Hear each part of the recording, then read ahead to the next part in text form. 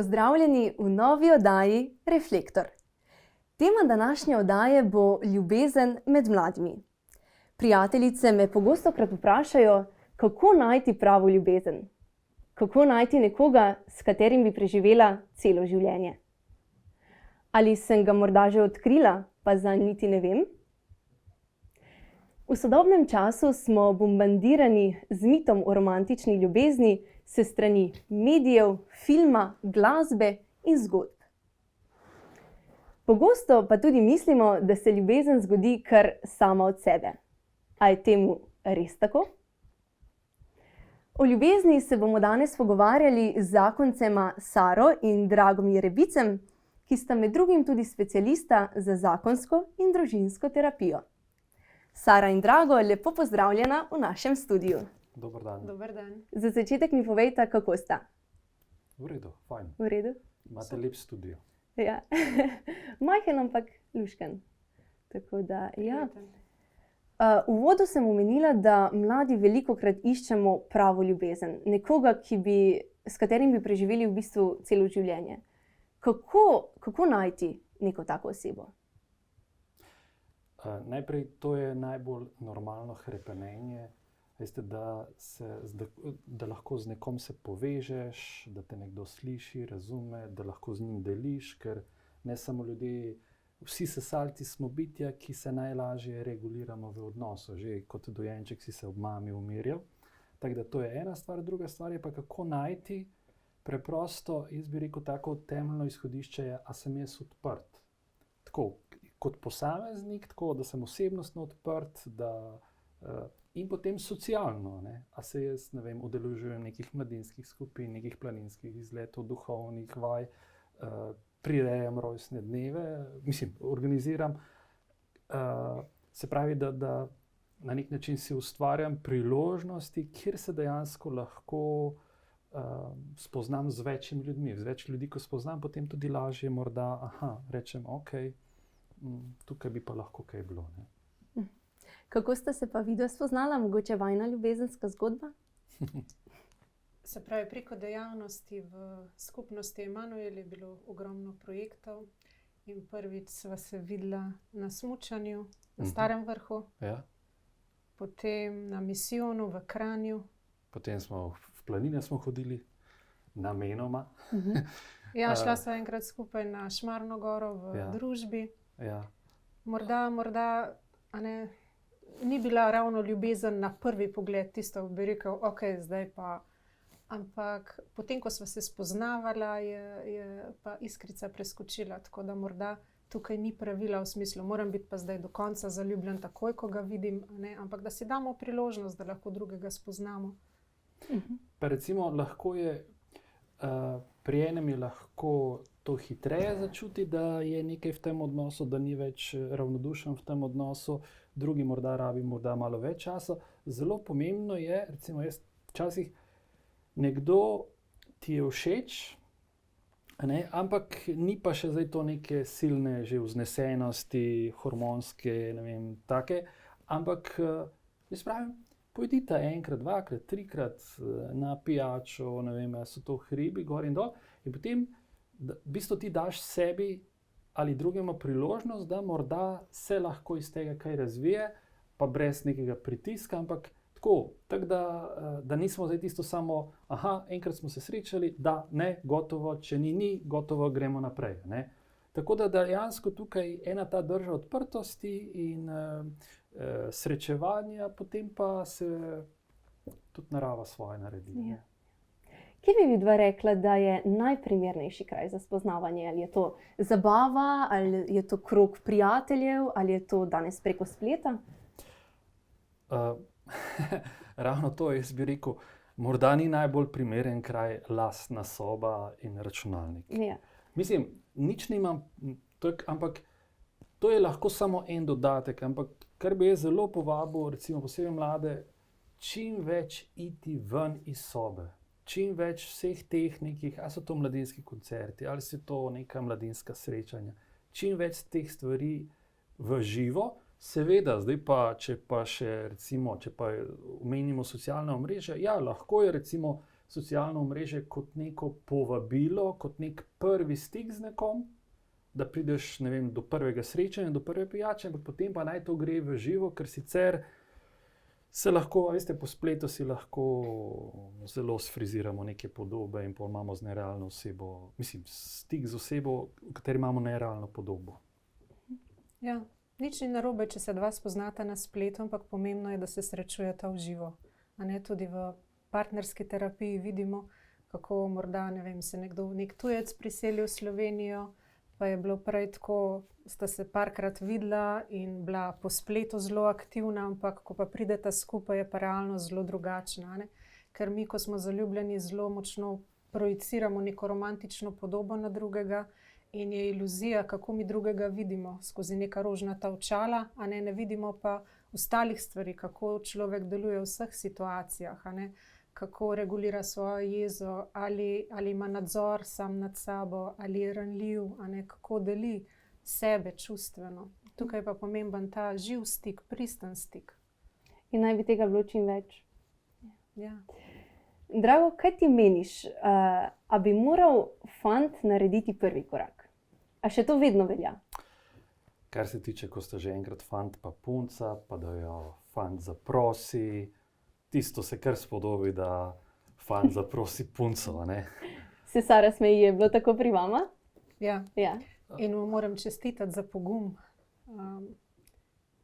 Ko me je zaprosil, je bil še mlad fant, 24 let star, tako da je bil res pogumen. Dobro, ti gre ta statistika. Takrat, če si ti prepričan, no to pa je, a ima fant iniciativo, ne? Glej, jaz dostikrat študente povabim, veste, kaj pomeni zdrava podjetniška iniciativa, kako jo lahko preverite v, ne vem, spoznavanju fanta. Če ti je ena punca všeč, a jo upaš ogovoriti v treznem stanju. Ja. Čist preprosto, v najslabšem primeru bo rekla hvala za kompliment, pa vse dobro v prihodnjem življenju, ne? Ampak upaš nagovoriti in isto je stvar, ne vem, jaz pač izrazim to, kar čutim, zdaj pa še vedno pa puščam svobodo drugi osebi. To se mi zdi, ker mi bi vse na ziher, ja, bom jo zaprosil samo, če sem 100%, kako se bo ona odzvala. Tako da, kar se pa tiče spoznavanja fant-dekle, se mi pa ne zdi nič, se mi pa zdi problem, če punca povabi tudi fanta na pijačo, ne. Ona mu da s tem samo priložnost, da je on potem lahko kakšen kompliment na pijači da. Jaz bi tukaj rekla, da ni pravila, a ne? Ker včasih sta si dva všeč, pa morda fant ne upa storiti prvega koraka, zato ker ga je strah zavrnitve. A ne? In potem, ne vem, se bosta srečala čez 20 let in si povedala, da sta si bila všeč, ampak nihče ni naredil nobenega koraka. A ne? Tako da včasih, a ne, je fino tudi, če mu pa punca malo namigne, a ne, da pa je on tudi njej všeč, a ne. Tukaj pomembno je, da ne moleduje in ne prosi za ljubezen, ampak da ne samo čaka, ampak tudi sama se majčkeno bolj odpre.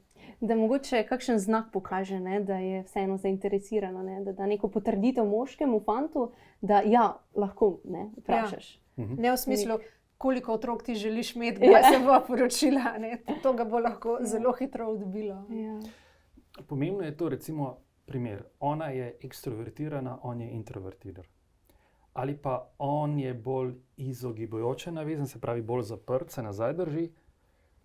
Tak fant, pa to zdaj ni upravičilo tem fantom, ampak recimo tak fant, tudi če mu je punca zelo všeč, bo lahko težko naredil, ne. Recimo pa kakšna ženska, ne vem, 5 let hodila, ne vem, mu težila, ne vem, in potem bo rekel, okej, naj ti bo in te bom poročil in potem sta 40 let skupaj. Ampak če ona ne bi tam malo, kako bi rekli, ona prvi korak dala, ne bi, če bi se zgolj nekega stereotipa držali, ne. Ne, da je to ideal, ampak hočem reči, da včasih lahko te psihološke značilnosti zelo vplivajo na to, kako tudi vstopamo v ta odnos fant-dekle, moški-ženska. In bi rekel, fajn je, da se mislim, da ste punce, dekleta, ženske tukaj tudi, ne vem, sproščene. Res pa je, da pa je fajn potem za odnos, pa je fajn, da pa se on tudi pol angažira. Ker če se pa ne angažira čustveno dovolj, ne govori, bo pa to pol kasneje težava. Kaj je v bistvu fantu pomembno pri spoznavanju punce in obratno? Zdaj, gledajte, ok, gotovo, ne, zdaj, sleherni fant, moški si bo želel, recimo, ok, a se počuti v nekem odnosu spoštovan, cenjen, potem ne, recimo pri ženskah, govorim stereotipno, morda, ok, a si vzame fant čas za njo, ne vem, deli več stvari z njo. Seveda je pomembno, ne vem, tako, tudi, ne vem, absolutno ni fajn, če ga ona kaj veliko kritizira, fajn mu je recimo, ne vem, ni nepomemben tudi kako, pa ne bom rekel toliko zunanji izgled, ampak kakšno, zdaj to je taka čudna beseda, kakšno energijo daje, je ona nekako se sproščeno, si to zaobavila, a se sproščeno počutite v svojih telesih, v tem, kako sta se nekako, veste, da se na nek način spoprijateljiš sam s sabo, rečeš takšen, kakršen sem, jaz sem čisto v redu in potem, v bistvu, ker potem tudi to sproščenost v odnos vnašaš. Zdaj pa, problem pa je, zdaj pa jaz sebe moram, ne vem, recimo posebej pri fantih, zdaj moram sebe fizično, ne vem, koliko nabildati, ženska mora sebe v nulo zrihtati. In potem dva prideta skupaj in je to lahko prilično nesproščeno, ne. Fajn je, da damo nekaj tudi na ta zunanji izgled, ampak ne preveč, oziroma ni to edina stvar, ki bi bila pomembna. Ja. Ker bojim se pa to včasih v katoliških krogih, ja, pa saj ta zunanji izgled ni pomemben. Poglejmo v naravo, ko se živali, je čas nekega tega telesnega povezovanja, ja, najlepše perje takrat pavi, pa to se nekako odenejo, ne. Zato se mi zdi, tudi pri ljudeh ne smemo popolnoma zanemariti ta vidik, da ja, ker včasih je lahko, ja, sploh ni pomembno, jaz bom se zanemaril in to, saj če me ona ima iskreno rada, potem je to. Morda to ne govori o tem, nekih krščanskih vrednotah, lahko pa bolj govori o neki moji osebni zanemarjenosti. Kaj pa pri puncah? Kaj puncam pomembno? Ja. Predvsem to, koliko je prostora v njegovem svetu zanjo. A ne? Sedaj, ne vem, a so bolj pomembni prijatelji, pa nogomet, a si bo čas vzel zanjo, a ne? A je pomembna za njega? Da se ne poroči z mano zaradi mojega avtomobila ali pa mojega premoženja. Jaz se včasih hecam, jaz sem imel en zarjavet bicikel. Saj, ko zaradi tistega bicikla se verjetno ni odločila za me. Ja, nič ni imel. No, materialnega. Zarjavet bicikel. Okay. Ja.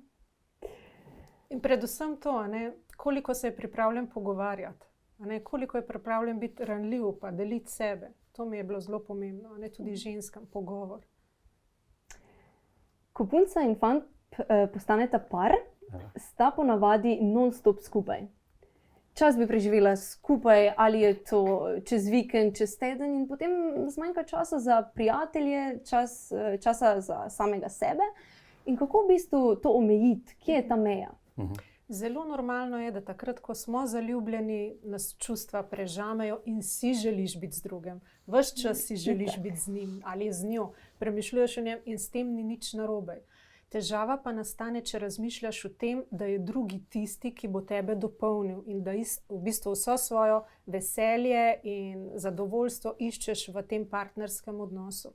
Pomembno je tukaj seveda, da ti rasteš sam kot posameznik, da imaš svoje hobije, da se družiš s svojimi prijatelji, ker če boš vse stavil na to kocko, a ne, potem na nek način ti osebnostno ne boš rastel. Težava je, če se zdaj zelo zlijemo in od drugega pričakujemo, da nam bo dal maksimalno, da bo zapolnil neko našo praznino, da nam bo dal vso veselje, in tukaj nastane potem težava, a ne, če ti ne skrbiš več zase. Sem se spomnil, ko sem midva začela hoditi, sem jaz zelo hitro te stvari postavil na mesto. Midva sem začela hoditi in jaz sem rekel, v redu, zdaj pa grem jaz za 14 dni domov v Prekmurje, ker je bil en teden je bil oratorij, popoldne po oratoriju, še na drug teden sem pa pisal pri babici diplomo. Sem se prav k babici za 14 dni preselil in sem tam pisal diplomo in pol Sara bila tako malo začudena, kako midva so začela hoditi, ti si pa zdaj šel. Skratka, hočem reči, zelo pomembno je, ko začneta fant pa punca skupaj hoditi, naj ne opuščata socialne mreže ali pa dejavnosti, v katere ste že vključene. Se pravi, ne vem, ste v kakih mladinskih skupinah, pevskih zborih, takih in drugačnih stvari, zato ker to je dostikrat problem, če opustimo drugo socialno mrežo. Ne? In to naj ohranita. Super je odnos, ampak tudi naj ohranita še to socialno mrežo ali pa dejavnosti. Ampak na začetku, ko tista iskrica preskoči, je normalno, a ne, da si želita biti in ne pogrešata družbe ostalih sovrstnikov. A ne. Kaj pa, če se zgodi, da se, zgodilo se bo, ne, da se bosta fant in punca kdaj pa kdaj tudi skregala, ne? Kje je ta meja, kako ublažiti ta prepir? Jaz bi tukaj rekla, a ne, da popolnoma normalno je, če se dva skregata. A ne. Iluzija je, da si vedno zaljubljen in da se nikoli ne skregaš. Ker če se ne kregata, potem morda nastane težava, ker se bo nekdo ves čas prilagajal iz strahu, da ga drugi ne bi sprejel in bo svojo jezo dol tlačil. To se kasneje vidi zelo v družinskem sistemu, ko otroci skasirajo to jezo in potem imamo pestro v družini lahko. A ne? In seveda, teorija pravi, ne se zdaj prepirati kasneje pred otroki, a ne? Ampak mi vemo, da v realnosti ni tako. Dva prihajata iz lastne družine, ker imata različne osebnostne izkušnje in normalno je, da na eno in isto stvar gledata popolnoma drugače. A ne? In prepir pomeni seveda, o nečem se ne strinjava in se morava pogovoriti. Zdaj, če dva lahko prepir rešita na način, da se pogovorita, ima to omogoča potem, da rasteta v odnosu, da se bolj povežeta. Je pa tukaj seveda pomembno, da ni visokih tonov, da ni grdih besed, da ostane na nivoju spoštovanja in seveda, da se nekdo ne užali v smislu, da se noče več pogovarjati, ne, tukaj je težava. Pomembno je, če pride do nestrinjanja, da sva se sposobna pogovarjati v nekih obvladljivih tonih, v spoštljivih tonih in pripeljati stvari do konca. Koliko je v bistvu v prepir dovoljeno vključiti tudi starše ali pa druge ljudi, prijatelje? A bo to pomagalo ali samo še pokvarilo situacijo? Ok, zdaj je recimo primer. Tudi pol, ko sta dva poročena in to, zelo fajn je, če ima ona prijateljice, če jaz imam prijatelje, ampak to zelo zaupne ljudi, ki znajo stvari zase držati.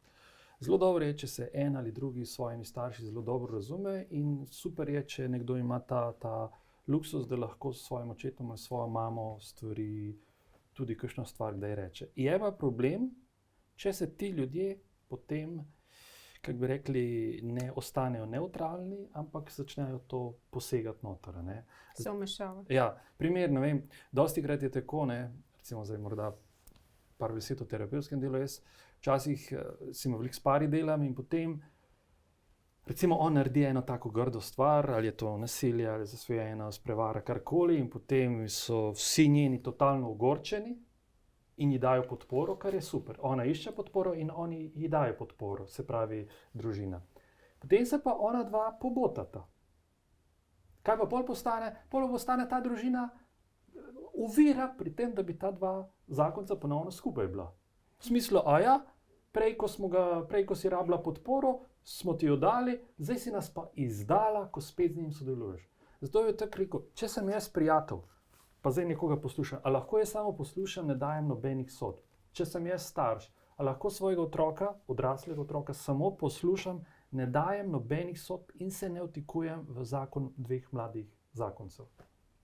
Ker tukaj je bistveno, da vemo, ko pride do prepira, ne glede na to, kakšna je vsebina, ali je zaradi denarja, s kom bosta preživljala čas, koliko se razumeta ali ne, ne gre se za vsebino, a ne, kdo ima prav, da bi ti potem še nekdo od zunaj potrdil, ampak bolj za to, kaj ona dva ob tem čustveno doživljata, katera potreba je spodaj, ki ni zadovoljena. To pa lahko skomunicirata samo ona dva čustveno med seboj, a ne.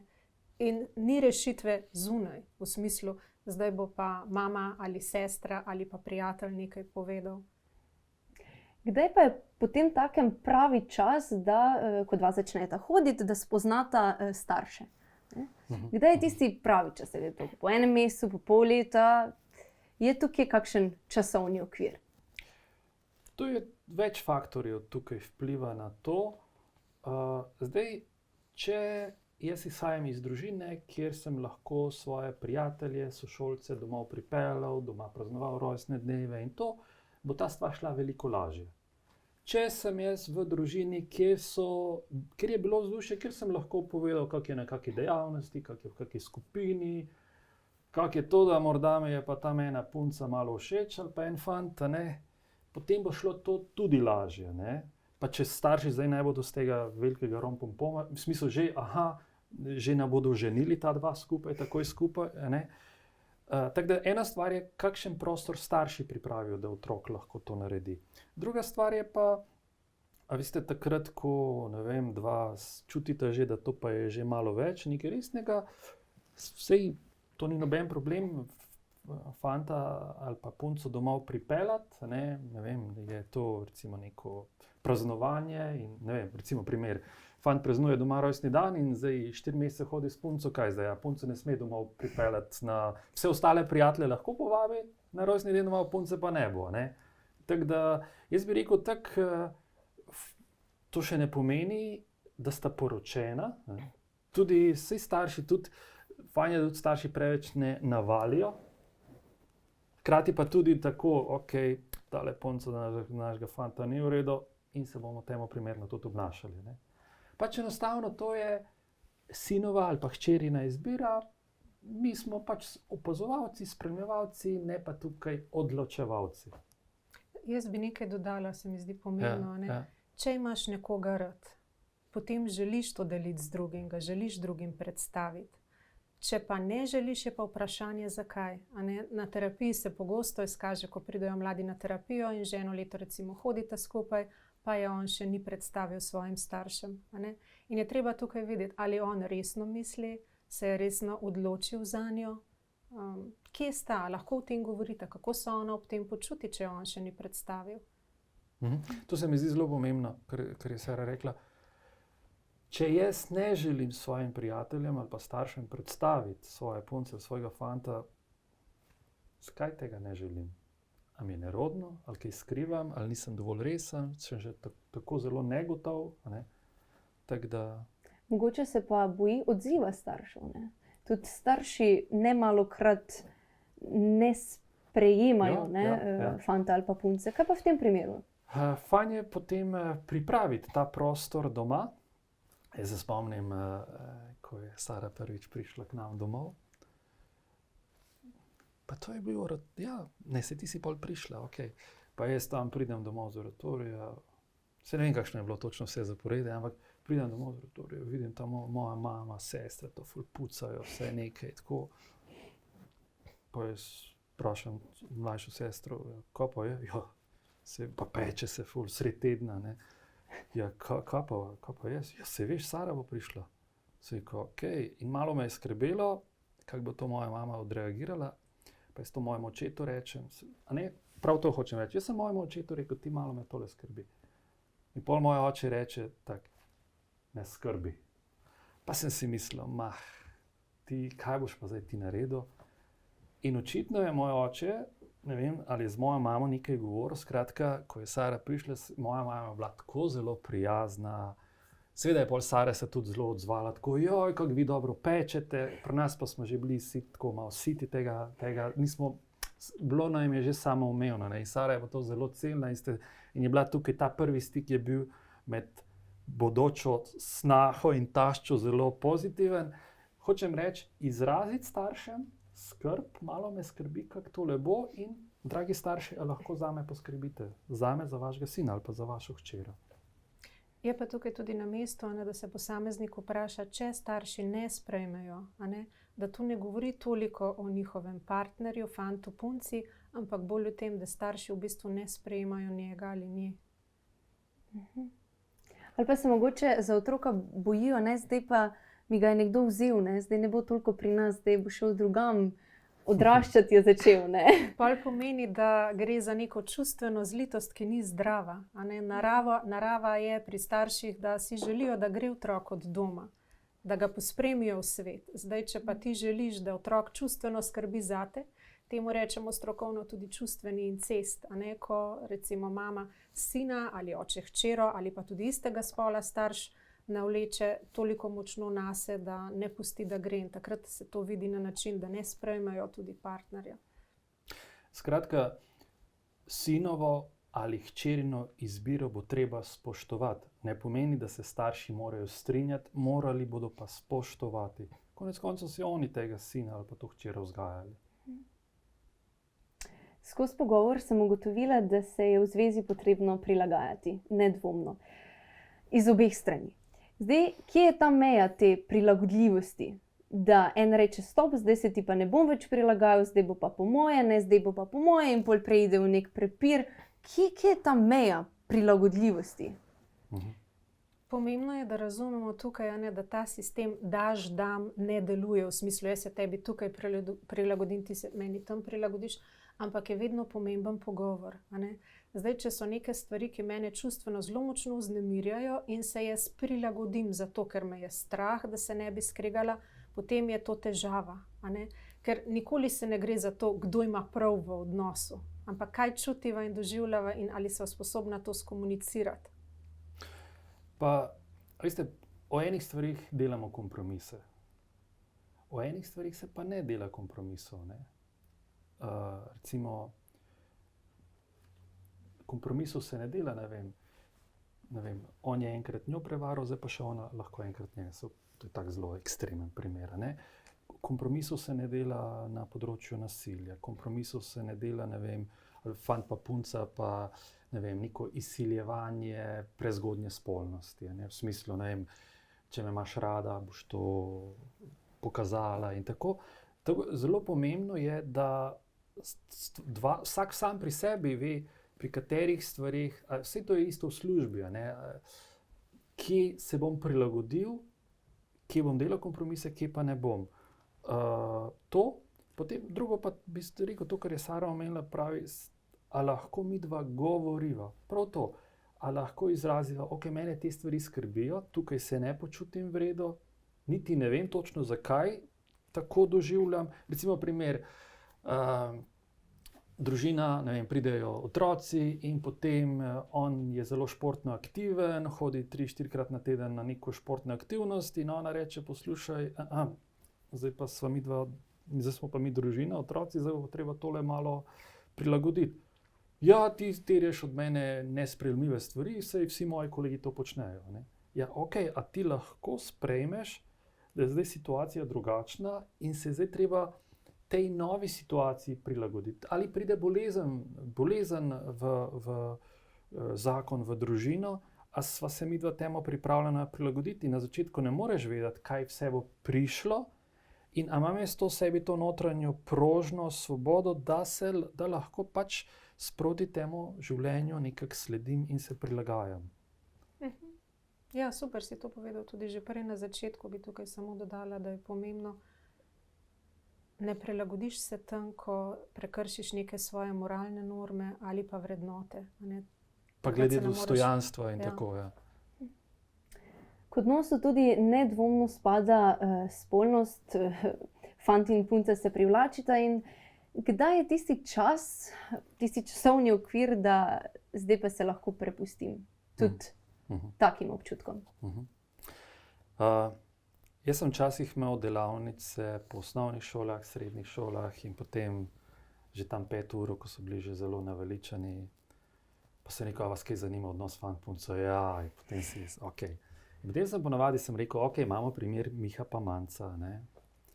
In zdaj, če sta ona dva, fant pa punca, ne vem, kaj je, 15, 16, ne vem koliko stara in se zdaj sprehajata, ne vem, ob Ljubljanici ali ob Dravi ali ob Muri, kjerkoli. In kaj si zdaj ona dva želita, ne? In potem sem rekel, ok, si želita, da se v oči gledata, da se za roke držita, da tistega kužeka sprehajata, ali pa si ona dva želita, da na tistem sprehodu naštudirata, kdaj je, pri katerem prazna hiša, stanovanje, da lahko gresta k njemu ali k njej doma. Potem sem ponavadi punce pa fante spraševal, kaj menite, kaj si želi Miha, ne? Scenarij A, B, C ali pa punce. In potem je ponavadi tako naneslo, da fantje so glasovali, ja, tam, ki je malo več tega telesnega stinka, punce pa, ko je to pogovarjanje, zrenje v oči in tako. V Potem jaz tako punce vprašam, kako zdaj je, ne? Zdaj punce ste rekli, da še ne, fantje bi, kako zdaj tole, a bomo kompromis tukaj naredili ali ne. Potem pa jaz rečem tako, rekel, pa dajte punce reči, no, fantom, kdaj pa potem pride ta čas, ko še pride do telesnega stika, ne. In pol malo gledajo, se rekel, ok, je pomembno, da fant spoštuje punco, ja seveda. A je pomembno, da mu lahko zaupate, seveda. A je pomembno, da je odgovoren, seveda. Pa sem rekel, pa še take stvari, ne. Rekel, ja, koliko rabite to? Rabite en teden, 14 dni, da se poznate, da to. Kje? To rabimo 2, 3, 4 leta, ne? In ponavadi sem jaz ta pogovor tako peljal, da so sami prišli do nekih odgovorov v smislu, da pride do tega, ne? Mislim pa, kakšne so lahko tudi posledice, ne? Da dejansko so sami prišli, da to ni gre čez noč. In potem dejansko v kakih tudi veročnih skupinah smo pol prišli, vsi to je pol podoben odgovor lahko, kot je morda, ne vem, kot cerkev uči, kar se tiče te neke, se pravi, predzakonske vzdržnosti, ne iz nekih totalnih, kaj pa vem, kapric moralnih, ampak enostavno, da to, posebej v preteklosti, da je to zavarovalo morda šibkejši člen v odnosu, posebej v preteklosti je to bila ženska, ne? Tako da ni zdaj to zgolj zreducirano da ali ne, cerkev ima totalno zastarelo stvar, ne. Po drugi strani pa spet, da rečemo v redu, včasih, 100 let nazaj so se zaljubili, pa so se pa že čez 2 leti poročili ali pa v enem letu pa že imeli otroke, danes se pa zaljubiš, potem ti pa cerkev reče, zdaj boš pa še lepo 10 let počakal in potem nekdo reče, pa dobro, ste vi normalni, a je to sploh realno danes pričakovati in potem se mnogo mladih potem odvrne stran in reče, ok, a so ti v stiku z realnostjo ali niso, ne? In zato je treba včasih to temo izjemno kompleksno predstaviti, da ne zanikamo nekak narave, ne zanikamo nekega normalnega življenja, hkrati tudi ne ignoriramo čistega, kar morda cerkev skozi zgodovino z neko izkušnjo svetuje. Ja. Jaz bi morda še to poudarila, kar si omenil, kako pomembno je, da je v odnosu spoštovanje. To pomeni, da upoštevata drug drugega. In zdaj, če ni spoštovanja, potem seveda ni čas za to, da bi se telesno lahko predala drug drugemu. In tako kot je Drago rekel, pomemben je čas, da ti lahko drugega spoznaš v vseh situacijah, kako reagira, ko mu nekaj ne ustreza, a ima nadzor nad kontrolo svojih lastnih impulzov, kako odreagira, ali gre za kakšno, ne vem, izsiljevanje v smislu spolnosti. Pogosto se lahko zgodi, da eno dekle čuti, da jo je strah, če bi ga zavrnila v smislu, da jo ne bi pustil. Ampak to ni pravi razlog, da se nekdo lahko spusti v spolnost. In tako kot je Drago rekel, pomembno je res, da se dva lahko dobro poznata, da veste, kako v vseh okoliščinah delujeta, da sta pripravljena prevzeti tudi odgovornost, glede na nastale posledice, in da sta odločena za to, da sta pripravljena biti drug z drugim. Da ne gre za neko eksperimentiranje. Pa morda bi še to dejal, danes je spolnost pri mladih zelo povezano z iskanjem nekih dražljajev. Dejansko in je potem tako, ker je morda v nekem čustvenem povezovanju premalo te intenzivnosti, premalo teh dražljajev, potem pa ok, pojdimo na področje spolnosti. To dražljaje ti išči skozi, ne vem, študijske uspehe, skozi neke podstolovščine v naravi, skozi najrazličnejše stvari. In spolnost pa mora biti v tem pogledu zavarovana, ker so potem lahko te praske toliko hujše. Zato fajn je, da se prvo dva znata čustveno povezati, potem pa še lahko telesno. Ker dostikrat pa pri mladih fantih je to, ne zna se čustveno povezati, potem pa edini način povezovanja, ki ostane, pa pač telesni način. Ker ta telesnost, če je na začetku prehitra, potem zakrije vse ostale vidike odnosa, in posameznik ne vidi drugega v tisti pravi luči. Pomembno je tukaj spoznati človeka prav v vseh situacijah, kako reagira, kako je s to spoštljivostjo, upoštevanjem drugega. Sara, a bi rekla, da smo punce preveč romantične? Zakaj? Ne vem, da si želimo, da ne vem, gledamo kakšen film, pa smo taki, oj, ne, kaj se je tam noter zgodilo, midva pa recimo nimamo tega, pa bi si želela tega, pa reče fantje, oj, pa kaj bo, se pa to je samo film, ne. Mogoče z tega vidika, da smo preveč. Po naravi smo ženske seveda drugače čustvene, ker nas je narava tako opremila prav za materinstvo, da lahko začutimo otroka, se z njim povežemo in nam bo ta element veliko bolj pomemben lahko kot pa moškim, a ne.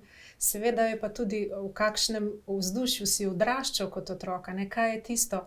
Pravljice ne govorijo o tem, kako pride princ, kako te bo rešil, a ne, ampak pomembno je razbiti ta mit oziroma iluzijo, a ne, da mora biti pa zdaj zaljubljenost do konca življenja, se morava super razumeti, a ne, ker neredko se zgodi, da ko zaljubljenost mine in pride do konfliktov, da potem eden ali drugi v odnosu razmišlja, da partner ni pravi. V smislu, moram ga zamenjati, ker ne čutim tako, kot sem na začetku. A ne?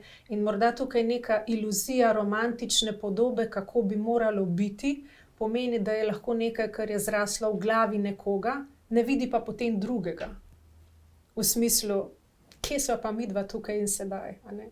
Ker ja, filmi nam prikazujejo nekaj, a ne, in tudi nek mit, koliko časa si zaljubljen, da si celo življenje zaljubljen, to ne drži. Zaljubljenost prej ali slej mine, pridejo konflikti, pomembno pa je, ali sva jih pripravljena reševati in s tem poglabljati najin odnos.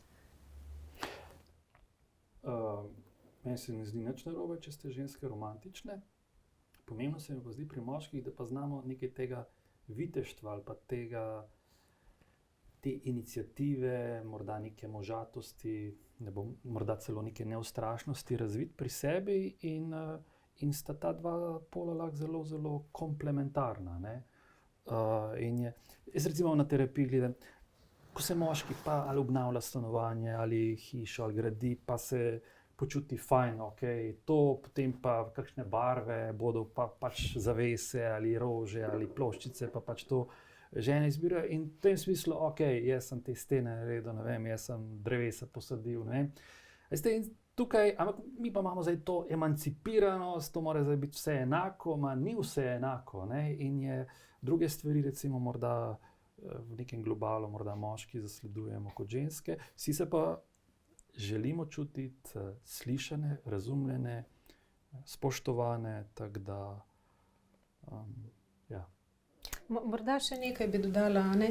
Če razmišlja ena punca, a ne, kako bi moralo biti v odnosu in ima neko romantično podobo in predstavo in potem seveda fant pa ni tako romantičen, a ne, in ne nosi rož in ne piše pisem, a ne, se zna zgoditi, a ne, da v bistvu je ona v neki fikciji v glavi, kako bi moglo biti in je potem lahko ves čas nezadovoljna, ne vidi pa zares fanta v tem, kakršen je, a ne. Je lahko on romantičen na zelo drug način, a ne samo, da so njena pričakovanja, bomo rekli, takšna, kot potem obremenjujejo lahko zelo močno odnos.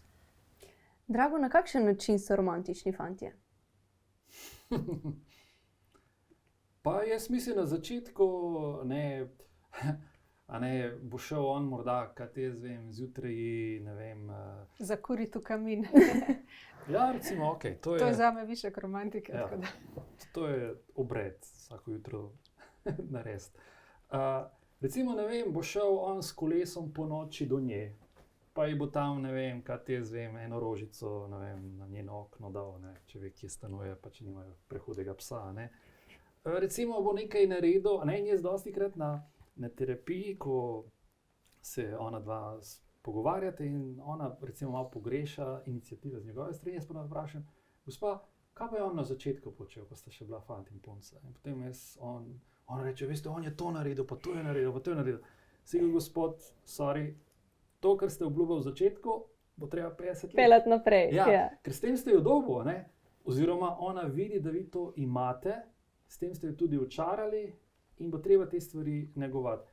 Problem pa je, če pa zdaj to moško iniciativo ženina kritika začne bremzati, ne? In zato bi kot moški zelo pomembno, da to iniciativo ohranja in da te stvari ne dela samo zgolj zaradi nje, ampak zaradi sebe, ker je a mene to, kar recimo lahko naredim za ženo, ali kar naredim za otroke, ali kar naredim za okolico, a mene to, ali pa v službi, kar naredim, a mene to izpolnjuje. Ne? Ker sicer boš vedno sam nezadovoljen, ok, a so ti ljudje dovolj za me naredili, ali je ona dovolj za me naredila, da enostavno stvari delaš iz sebe. In zdaj to je lahko tudi, ne vem, je kakšno tako romantično presenečenje.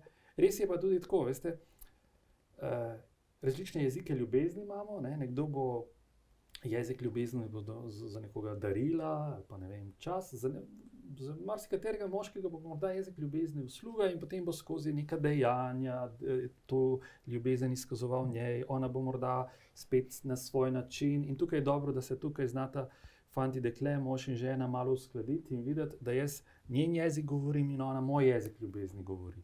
In se med sabo dopolnjujete. Ja, se mi zdi pomembno to, kar si zdaj rekel, a ne poudariti. V bistvu, če se želiš imeti lepo v odnosu, je pomembno, da razmišljaš, kaj boš ti drugemu dal. Ne toliko, kaj boš od drugega prejel. Ker če ne si lahko ves čas razočaran, ker pričakuješ, kaj vse mora fant narediti zate ali pa punca zate.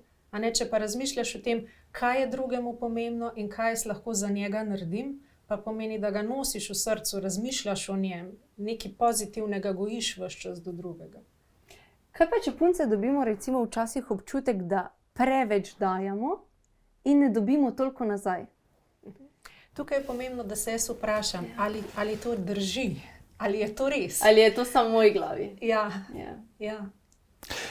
Okay, Ker če smo v tem prepričanju, potem se z nas zgodi, da nas ni v odnosu, v smislu, jaz ves čas razmišljam, kaj jaz vse za njega naredim in koliko premalo on naredi zame. In potem začnem razmišljati, kaj si on misli v meni, ali si sploh misli v meni in se z nas zgodi, da jaz začnem živeti v njegovi glavi in sem potem sploh nezadovoljna. V bistvu mene pa sploh ni tukaj v odnosu, da bi se znala povezati, da bi začela skrbeti za resničen odnos, ampak sem v glavi in sem lahko razočarana in mi je težko, ampak je v bistvu to moj problem. Ker pogosto mi želimo pri partnerju popraviti neke stvari, ga izboljšati, ampak to je naša lastna projekcija. Partner nam bo vedno nastavil ogledalo in tisto, kar me pri njemu moti ali pa kar mislim, da pogrešam, je en manko, ki ga imam sama. In se je potrebno zazreti vase. Jaz bi dodal k temu, če ima ona občutek, da veliko daje, malo pa dobi, je pa čist, veste, ni problem, če ona pride do njega pa reče, glej, jaz pa pogrešam, malo mi je neprijetno, malo sem žalostna, ali pa malo neslišana in bi si želela to in to in to. Prvič, da ona pri sebi jasno artikulira svoje želje, potrebe, da to z njim deli. Druga je pa, če pride do njega, pa ga začne kritizirati v smislu, ti si tak, pa veš, on Miha pa naredi vse to in to, ker mi je njegova manca rekla, kaj vse on naredi za njo, ne. Potem pa tukaj se ta moški ne bo ukvarjal s tem, kaj bo naredil, ampak s tem bolj tako, okej, spet me kritizira, sej še to, kar naredim, je preveč. Zato je tako govoriti, s tem pa bo morda tudi on dobil nek vzorec, da bo tudi on njej začel morda malo več pripovedovati. Pomeni, fajn je čim več teh nekih naših potreb, želja, doživljanj dati na mizo, se pravi narediti te stvari transparentne, da lahko drug z drugim delita. To recimo, primer, tam v terapiji, kjer do te točke prideš, da dva si začneta, tam ta dva bosta zrihtala sama vse pol naprej. Morda še to, ko razmišljam pri sebi, da preveč dajem, vprašanje, ali drugi na tisti strani želi tisto, kar jaz dajem. Super, ja. Ker... Recimo primer, si darila podajamo, nekdo bo rekel, super pri darilu je, kak je to zavito, kak je vse rožice so gor nalepljene. Njega bo zanimalo, kaj je v darilu. Njo bo pa zanimalo, a si rožice gor nalepo ali ni. Koliko si se potrudil. In je lahko čist brezvezni nesporazum, in pol čist, ona rabi rožice gor na darilo zalepljene. on pa rabi bolj vsebino. Ne? Mislim, Ja, sej ona se ja. tudi veseli tega. Ne? Ampak tako, taki nesporazumni, ko noben ni nič kriv. A ne? Ja, lahko bo tudi on za njo ogromno nekih stvari naredil, ki pa njej sploh niso pomembne. A ne? In je pomembno, kaj pa tisto, kar si pa ona zares želi. Morda, ne vem, se prijeti za roko in iti čez Ljubljano na sprehod. A ne? Včasih so pa te malenkosti res tiste najpomembnejše, ne? Da v tebi spet spodbudijo tisto zaljubljenost od začetka, se meni zdi. V bistvu, jaz bi morda, da ne bi, tam ko sta 10 let skupaj, 20 let skupaj, takrat morda o zaljubljenosti več ne govorimo, ker zaljubljenost je, dokler dva idealizirata drug drugega, dokler se vidita v superlativih, ker ko se prvič skregata, potem več ne vidita čisto v superlativih, potem pa bi rekel, prebudita eno to naklonjenost, poglabljata naklonjenost, poglabljata neko medsebojno ljubezen, vzajemnost, povezanost, kar je, bomo rekli, to, kar je v začetku zaljubljenost, pol mora kasneje priti v to medsebojno naklonjenost, pripadnost, povezanost in vse te stvari. Glejte, ponavadi spet dva skregana zakonca pomeni, če pridemo do tega, da si ona dva začneta malo deliti, kaj doživljata.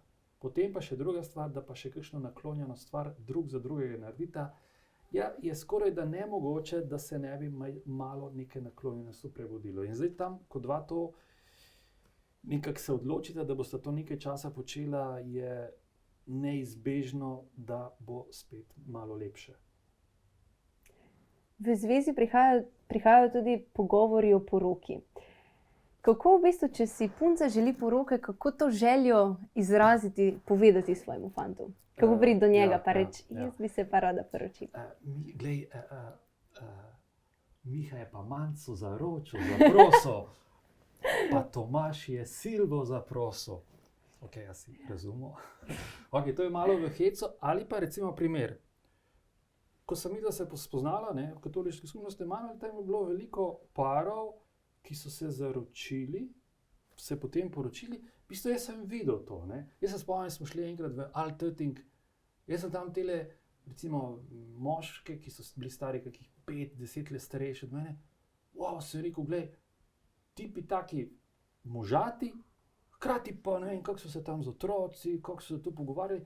Pač ti si videl en model. Ok, tole se pa meni zdi prebavljivo. S takim likom se pa jaz lahko identificiram. Se pravi, če si ti v družbi, v skupini, kjer se ti nahajaš, ta skupina bo, hočeš, nočeš, vplivala na te. In z vzgledi, lahko pozitivnimi, lahko manj s pozitivnimi vzgledi. Tako da ena stvar je to, s kakimi prijatelji, s kakimi vzgledi sta ona dva obkrožena in to bo hoteli ne hote vplivalo na njiju, tudi glede zaroke, poroke. Veliko mladih parov pride na terapijo in ravno zaradi tega zapleta. Ona bi se poročila, on se ne bi poročil. Pomembno je, da razumemo, tako kot sem prej omenila, ne gre se za vsebino poroka, da ali ne, ampak je treba ugotoviti, zakaj on ne. A ne? Lahko, da sta se starša razvezala, da je bilo grozno in je v njegovi intrapsihični podobi zakon pomeni prepiri, kregarija, naporno in si želi, nezavedno, ne da o tem razmišlja, in si želi drugačno zgodbo ustvariti v smislu, če se bom poročil, potem bom šel po istih stopinjah, kot sta šla starša, in ne bi šel. A ne? Treba je ugotoviti, zakaj nekdo ne želi se poročiti, recimo. A ne? Lahko je tudi strah pred tem, kaj bo ta odnos prinesel, a ne? A me drugi dovolj ljubi, ceni, si želi biti z menoj, a ne? Lahko strah pogosto botruje temu, da se nekdo ne more odločiti, a ne? In je pomembno, da raziščemo, kaj so razlogi, a ne? In normalno, če si predstavljamo eno punco, ko je že od malega sanjala, kako bo imela belo, lepo poročno obleko, in potem je en fant, ki je ne zaprosi in je lahko ogromno nekih razočaranj, bolečine, ampak pomembno je, da razumemo, ne gre se toliko za papir, za poroko, ampak kje sta one dva čustveno v odnosu. In to hitro potem na terapiji pride na površje in se potem ljudje hitro lahko odločijo. Jaz bi pa spodbudil mlade, ki o tem razmišljajo, ne, bi pa rekel, včasih se kdo, moja dva starša sta razvezana, kako zdaj to poroko speljati, ali pa žlahta skregana. da naj bodo inovativni, naj naredijo, ok, vsi se lahko v cerkvi poročijo, ne vem, tisti ohcet, pa naredijo čisto po svoje, lahko kot oblika enega piknika, ali ki so prijatelji povabljeni, žlahta pa kmaši. Skratka, to naj bo njun dan in tam naj bodo vsi usmerjeni v to, kako bodo njima polepšali dan in zdaj, če so, in se tudi naj ne bojite kakim stvarim malo izogniti, veste, ker je, včasih je, to veliko stane, to je žlahta. Dajte si vidva tako narediti, da bo šlo to vama skozi, pa da bo to vama veselje. Skratka, da sta pogumna pri tem načrtovanju, kako in kaj, ne. In da si naredite potem tisti poročni dan tako, kot je njima všeč in se ne v bistvu prilagajata drugim. Ker tukaj se lahko pogosto starši vmešajo, v smislu imajo že seznam, koga bodo povabili in potem je lahko nek stric, ki v vinjenem stanju dela probleme in si pač ne želijo in potem se ne želi mami zameriti, ker je to recimo lahko nekdo v sorodstvu njenem, a ne. In je tukaj zelo pomembno prav to, da si lahko naredi ta dan za njiju, tako da bo njima resnično ustrezalo. Kaj pa po vajinem mnenju prinaša zakon? Glejte, ena stvar, ko je, sta dva skupaj in pomeni eno veselje, navdušenost, se pravi, nekdo, ki me je spoznal, kakšen sem z vsemi mojimi tudi minusi, ona še vedno želi z mano biti skupaj, reči da. Se pravi, to je eno čisto na eni taki psihični ravni, eno tako veliko, ne vem, velika pomirjenost ali vznesenost ali ne vem, tak plus. Se pravi, strani nekoga se počutim tako globinsko sprejetega. Ja, to je meni zelo veliko pomenilo, da se je Drago res odločil zame, a ne? Prosti, ko sem te prekinila. Ne. Se mi zdi pomembno poudariti. Tako da, tudi ko nekdo poroko načrtuje, glavna stvar je, vidva rečete, da. Ostalo je v drugem planu, ne. Mislim, vse je fajn, da lepo tisti poročni dan traja to. Se pravi, in je to lahko ta sprejetost strani žene, moža, kot nek vzgonski veter, ki ti potem daje tudi en zanos pri ostalih stvareh v življenju. Tako da nisi sam, ne, sesalcem nam ni prijetno biti sami, ne. Tako da to bi morda tisti začetni del je to ena taka velika, danes bi rekli, vitaminska injekcija, ne. Tako res nekaj lepega in jaz vsem mladim želim to stvar. Recimo jaz na terapiji se dostikrat skecam, če prideta partnerka, ki nista poročena, rečem včasih tako v hecu, ko je že en tak varen terapevtski odnos postavljen, se rekel, gospa, koliko ste jezni nanj? Zakaj pa? Se rekel, to, da vas še ni zaprosil. In začnete ponavadi oba smejati in dostikrat ženska reče, zdaj je pa že malo prepozen. Ampak jaz še nisem srečal ženski, ki bi rekla, ne, jaz si pa tega nikoli nisem želela. Morda tukaj, ne, če je dvema v redu, da živita na koruzi, če si pa nekdo želi poročiti, drugi pa ne, potem imamo pa tukaj seveda težavo. Na koruzi tudi klečati ni fajn. Kaj pa, če kljub temu vsemu ostanemo sami? Kaj pa takrat?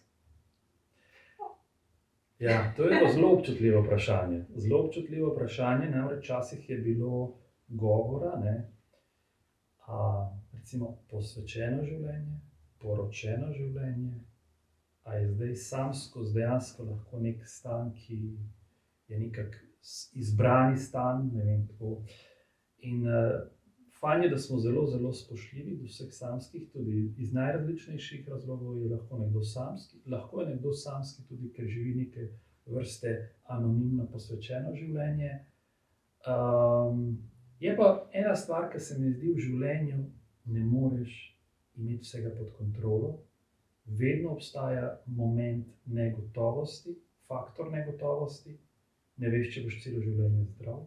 Kako bo in da s tem faktorjem negotovosti si pripravljen živeti. Ne?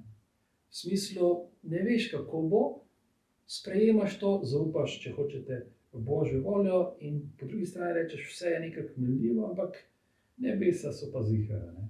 Mislim, da je to malo šali pa fejza res. Da imaš neko podlago, neko osnovo stabilnosti, ker življenje je pa zelo nestabilno in da se s to nestabilnostjo nekako naučim živeti. Morda, če se navežem še na prejšnje vprašanje, zakaj zakon. Ja, fino je imeti en okvir, znotraj katerega potem lahko živiš, da se umiriš v smislu, kaj se pa jaz želim v življenju. Če si samski in si želiš z nekom biti in potem čakaš in razmišljaš in si razočaran, morda zame nikogar ne bo. Tukaj je pomembno, da govorimo o tem, eno je, kar je že Drago izpostavil, se pravi čist različne stvari, zakaj se nekdo odloči za samskost, ampak če govorimo tukaj o nekom, ki pa hrepeni po odnosu, ki hrepeni po tem, da bi z nekom bil, je pa najprej tukaj pomembno, da se vpraša, ali želi biti v partnerskem odnosu zato, da bi dobil občutek lastne vrednosti, da bi se počutil, da je okej. To se pogosto zgodi, ko se zaljubimo, pridemo skupaj in v bistvu nek občutek, ki je bil v posamezniku, je lahko to občutek, da ni dovolj dober, da ni dovolj vreden, da se sprašuje samo sebi, ali bo mene kdo imel rad, in potem, ko pride skupaj v partnerski odnos, se ti občutki zablendirajo. Ampak prej ali slej, če niso bili na nek način pri posamezniku predelani, bodo tako kot bumerang udarili nazaj. In tukaj je zelo pomembno, da se jaz vprašam, ali si želim biti v partnerskem odnosu samo zato, da bi se počutil v redu, ker pomeni, da lahko ti v sebi čutiš, da nisi dovolj dober, imaš strahove, da te nihče ne bo imel rad in v bistvu nezavedno potem to projiciraš v okolje in boš ravno tisto dobil nazaj, česar se najbolj bojiš. In tukaj je pomembno, da posameznik dela na sebi na način, da se bo počutil v sebi vrednega in dragocenega in da bo čutil, da ima to ljubezen, najprej v prvi vrsti do sebe.